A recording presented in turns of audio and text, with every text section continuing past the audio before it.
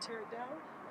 I don't know. Do you think that they should? Oh yeah. Somebody said that front door is open, and all you see is rats going in there from the side of the building. It's terrible. Taking a walk down University Avenue is like strolling through a ghost town. The number of empty storefronts that litter the neighborhood by the University of Windsor may hinder small business owners from opening up shop. With the population of the University of Windsor sitting at just over 15,000, this area should be bustling, with businesses geared towards the student population. But instead, it is stagnant. An unused space is defined as terrains that have remained vacant during the city formation around them, and terrains that had once had previous occupation and have since been abandoned. There are many unused plots of land in Windsor, but it is the boarded up, broken windowed, graffitied, abused, and abandoned buildings that truly stand out in the city's landscape. Rocco Tullio of Rock Developments and one of the top developers in Ontario has properties all over Windsor, most notably on Walker Road and Provincial, where he is still developing. He takes precautions to ensure his properties are well maintained and attractive, even if they aren't currently tenanted. Well, for me, it's more of a it's just personal pride. At the end of the day, it's your signature. Your name's on there, and so for us, we spend quite a bit of time when we develop a site in terms of aesthetics, making sure it's in keeping with the local community, being respectful of the neighbors around you, what's important for them, whether it's lighting and aesthetics and curb appeal.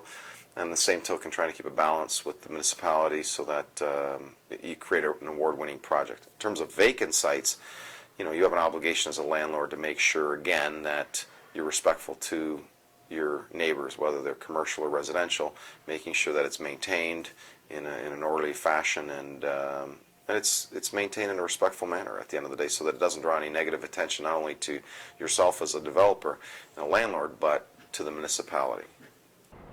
The unused and vacant buildings in Windsor are still subject to taxes, ownership, and maintenance. However, if the owner of the building is not maintaining the property to city standards, the city will step in and perform an inspection. These inspections cost money, and the city currently has no limit to how many inspections a building must have before action is taken.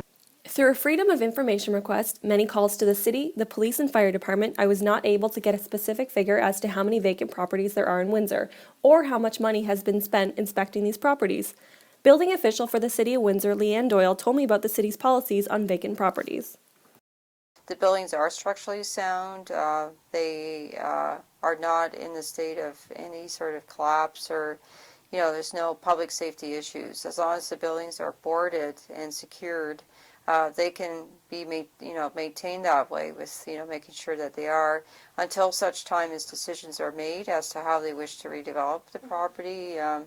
That's something that happened in the Grace site, and we monitored it to make sure that it was, there was no breach of people going into the building and causing issues.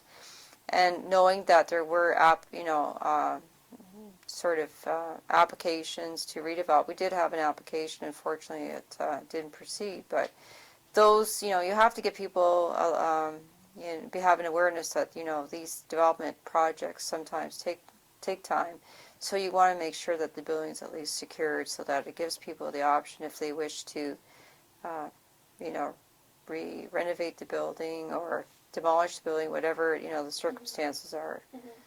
I would be shocked if they kept the hospital on and let their hotel do, just because I think it's so mishmashy and it's so old. I think that the best thing for that would be to, and again, this is from a developer standpoint, some people may take this offensively, but I think is you demolish that and try to find a major national tenant, create maybe office there because you've got the parking garage there, create something, a nice office environment there that you could turn that into a positive.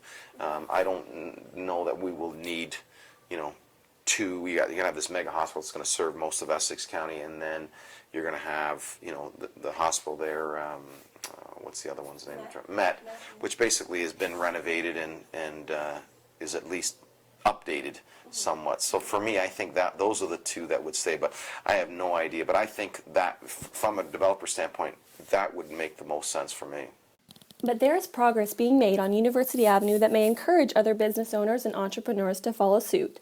Penalty box owners George Sophos and Van Neforos are in the midst of converting a massive historic structure in the 1100 block of University Avenue. It was originally built in 1886 as North America's first electric streetcar production facility, and it was also powering the surrounding buildings with electricity.